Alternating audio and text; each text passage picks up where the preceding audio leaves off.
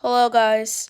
This is Reading with Nathan. We'll be reading Treasure Hunters after the prologue, chapter 1 and 2. Let's begin.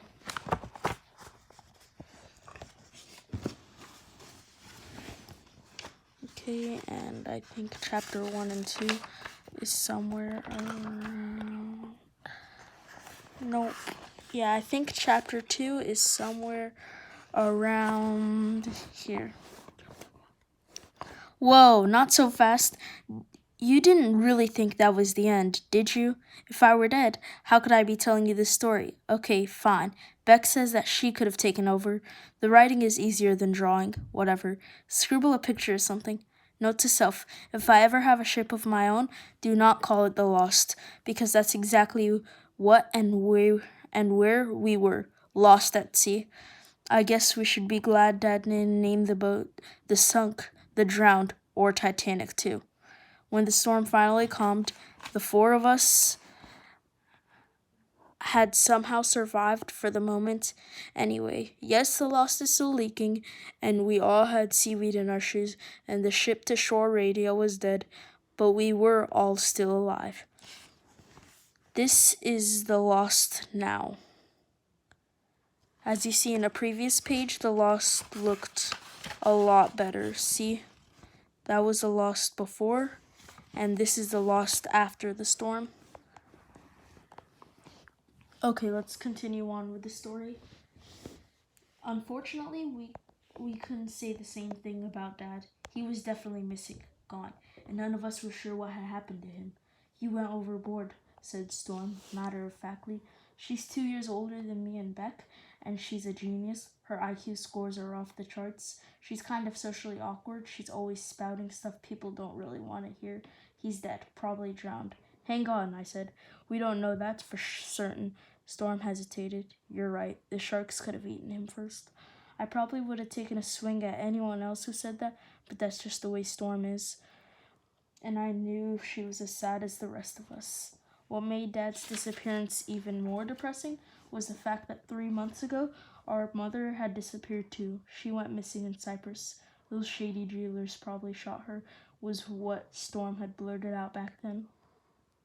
One of them had a Uzi submachine gun hidden under the left flap of his tan double-breasted trench coat. They were dry Keezy dip stains on his little apples. Did I mention that Storm has photographic memory? Long story short, without a mother or a father, Storm, Tommy, Beck, and I were officially orphans drifting across the Caribbean Sea in our own very slowly sinking orphanage. Of course, we weren't always this miserable. Not to brag, but 4 months ago, we were probably the most incredible family anyone could ever meet. Not because of anything any of us did, but because of who our dad was. Professor Tom Kidd. That's right, the Tom Kidd, for the world's famous oceanographer and treasure hunter, the guy who found the 1621 wreck of Spanish galleon Nuestra Señora de Mar de Oro off the coast of the Barbados. It was loaded with gold coins, bars of silver, and sacks of Colombian emeralds. In Asia, he uncovered thousands of pieces of ceramic pots dating back to Ming Dynasty in the holds of sunken cargo vessels. Off the coast of Cyprus in the Mediterranean Sea, he brought up a treasure filled with sparkling jewels and diamond-encrusted religious artifacts. And we were his crew. We were his treasure hunters too. Our parents homeschooled us and taught us how to survive in the real world without iPods, iPhones, iPads, or Papa John's pizza. We're at least two grades beyond where we would be in regular school. Well, maybe not Tommy. He's 17 and spends a lot of time on personal grooming, so he's probably somewhere around his regular grade level. I've never been to a mall. Becca's never been to a mani-pedi. Tommy didn't need a gym membership at Bally Total Fitness to pump his pecs. And Storm can out-Google with our on-board computer because she remembers every web page she's ever surfed on across. Yep, ever since Beck and I were 3, our home and our school had been this incredible. This is them. This is a picture of their old life. You see them finding artifacts, making money. 63-foot long sailing ships. This is where we learn to cook, took karate lessons. Dad has a black belt and practiced navigating by the stars. The Lost has taken us to more ports and countries than any of us can remember, except Storm, who, like I said, remembers everything, even what kind of food stains you have on your raincoat. 9 years later, it's totally normal for Beck and me to read a treasure map and go on deep sea dives with our dad and help him dredge up priceless Viking shields from an 11th century shipwreck in the Skodolviv Narrows in Denmark because a museum in Oslo is willing to pay top dollar to add them to its collection. What isn't normal is throwing around a baseball in a backyard. Grass feels funny under my feet. Plus, when you throw baseballs on a boat, you lose them. Same way we kinda lost Dad. And until Cyprus and now, the perfect storm life on the Lost had always been extremely great. Too bad our happy life was going to end when we sank and everybody drowned. Unless, like Storm said, the shark got to us first. As you see, this is them now. And remember the picture behind it? Okay, we're halfway done. Chapter 2 of After the Prologue.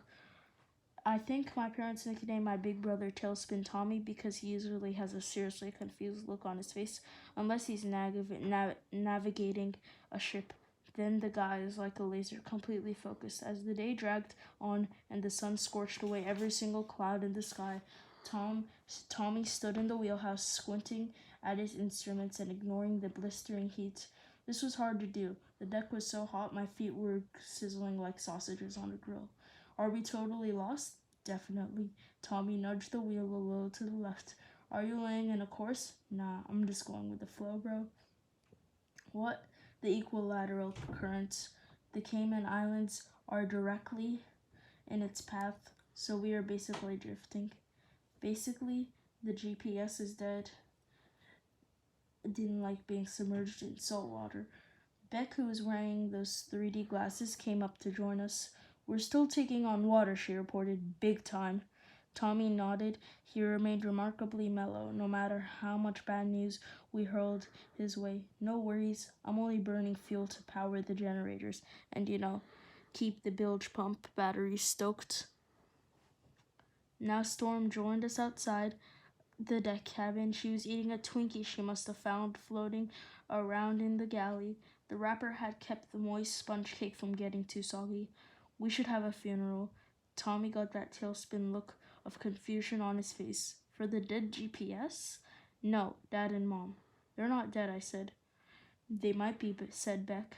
Well, you don't have funerals for people who might be dead. You wait. For what? I don't know. Maybe till you have a body to bury? Storm shook her head. Not gonna happen. Sharks. To emphasize her points, she chomped off a chunk of her Twinkie. We decided to go ahead and have a funeral at sea.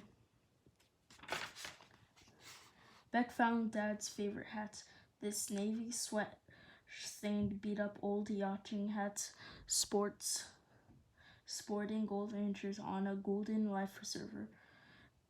Dad has always worn the captain's hat so much that the sun and the salt water have faded the gold to popcorn yellow. Mom had bought the hat for Dad when he first started treasure hunting on his own boat. We took turns holding the hat and remembering Dad and Mom. Beck, who was technically the youngest by 2 minutes, went first.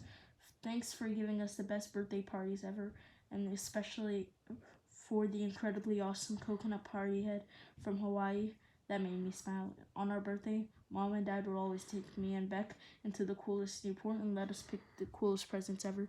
My favorite was a samurai sword we found in Hong Kong. Instead of ice cream and cake, we always had whatever exotic dessert the locals loved best. Sometimes the dessert would be on fire, so we blow them out instead of birthday candles. I was up next. I remember the first time Mom and Dad took Beck and me on a dive. Not the first time we put on scuba gear, but the first time we went down on a real shipwreck. We both found these incredibly cool old Roman coins. Later I asked Dad if he had planted the coins so Beck and I could find them. Did he? Asked Beck, who probably was wondering the same thing. I shook my head. Nope. He said the sea would never go easy on us, so neither would he, and would Mom. We found those coins fair and square. We were officially treasure hunters. Thanks, Dad. Thanks for teaching us. We could handle anything the ocean or life threw at us. Except this, said Storm, opening up her arms to take in the ship, the sea, and the enormity of our generally sucky situation. We all stared at her. No worries, she mumbled. No worries, I said, because I liked the way Tommy sounded when he said it. Your turn, Storm. Okay, well, remember that time we docked into the cove right next to that 90-foot yacht, the HMS Snobby Snot? I nodded. The rich kids whose parents couldn't figure out how to get their fancy diesel engines running? Right. Anyway, Dad was on the deck, cleaning up a dagger he had found in the sunken pirate ship. It was such a hot day, I jumped in for a swim. That's when the bratty boys on the yacht started with the walrus and blubber jokes. Tommy laughed. I remember that. Dad clenched the dagger between his teeth, grabbed the rope, and went swinging over to the yacht, pirate style. Beck picked it up from there. Then he said, You folks look like you're having engine problems. Too bad you're miles away from the nearest mechanic. Just about the only person who could help you you out is my beautiful daughter, the pretty girl swimming down there.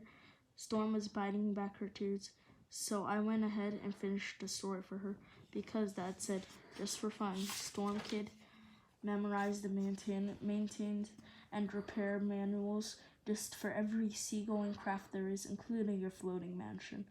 And then you fix their engines, said Tommy, only because Dad asked me to, Storm said, trying to dry her eyes with her knuckles. It's what we beautiful daughters do. Okay, Tommy, your turn. Tommy fumbled with the hat in his hands. Okay, thanks, Dad, and thanks, Mom, for, everything. We all nodded because that pretty much summed it up. Tommy tossed Dad's hat into the sea, and we all stood on the deck watching it slowly float away. Thank you guys. Tune in tomorrow for me reading chapter 3 and 4. I'm sorry that I uploaded this video late. It's just like I was a little bit busy during the time. So, bye guys.